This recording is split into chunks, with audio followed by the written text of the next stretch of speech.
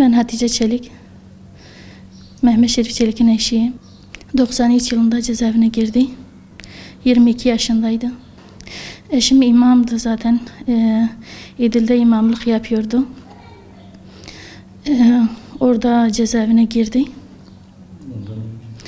Ondan önceki gene imamdı.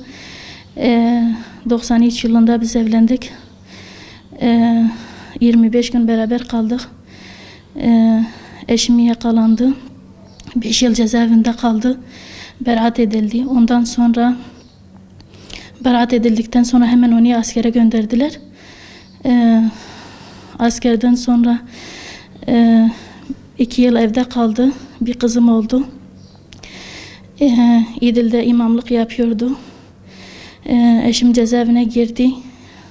İftiraya uğradı.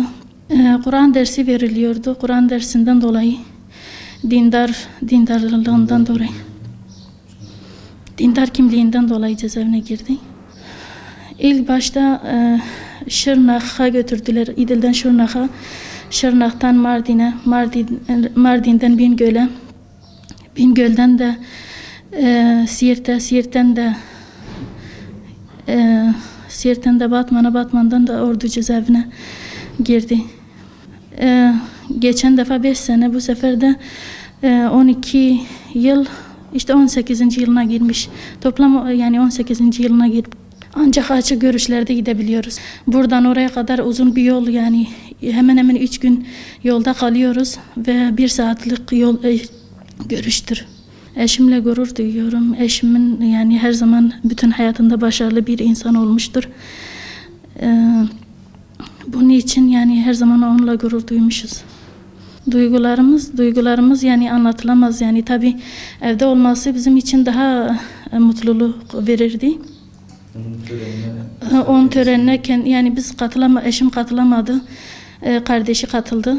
O yüzden o yönden biraz yani biz üzgündük. Eşimin katılmamasından dolayı.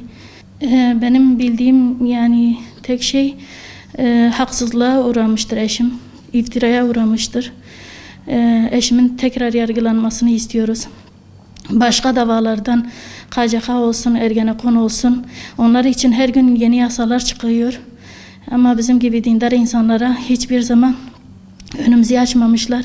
Biz de tekrar eşimin ve eşim gibi insanların tekrar yargılanmasını istiyoruz. Bu büyük bir üzüntüdür yani. Yani senelerdir, 18 senedir eşim cezaevindedir. Bazı onun arkadaşları 20 senedir, 25 senedir cezaevlerindedir. Onlara karşı hep sessiz kaldılar. Yani hiç kimse onları görmezlikten geldiler. Bu büyük bir haksızlıktır, büyük bir zulümdür. Bu bizim önümüzü de açmaları lazım. Eşim ve eşim gibilerin tekrar yargılanmalarını istiyoruz. İsteğimiz onlar da İslam yani Müslümandırlar. Ellerini vicdanlarına koysunlar ve eşimi ve eşim gibi insanları tekrar yargılasınlar ve bıraksınlar. Eşim ilk başta beraat edilmişti.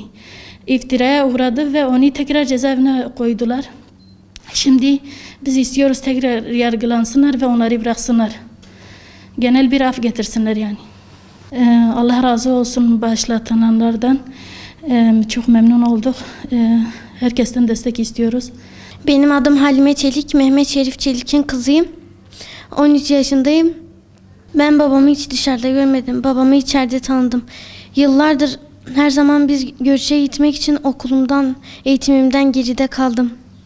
Geçenlerde haberlerde balyoz davasından tahliye olan bir adamın eşi şunu söylüyordu. Diyordu ki benim eşim cezaevine girdiğinde çocuğum 3 yaşındaydı. Şimdi 6 yaşında. Şimdi benim babam cezaevine girdiğinde ben 1 yaşındaydım. Şimdi 13 yaşındayım. Babam hala cezaevinde.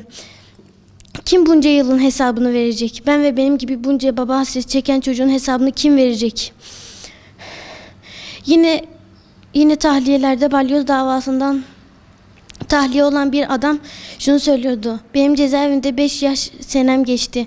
Benim babamın 18 yaş senesi geçti. Ve hala gelecek yıllarının da garantisi yok. Bunca yılımızın hesabını kim verecek? Başbakana, Cumhurbaşkanına, savcılara hepsine sesleniyorum. Ellerini vicdanlarına koysunlar. Adaletle hükmetsinler. Babamı yeniden yargılasınlar. Babam ve babam gibi insanları yeniden yargılasınlar ve zulüm yapmasınlar. Adaletli olsunlar ve adaletlerini göstersinler.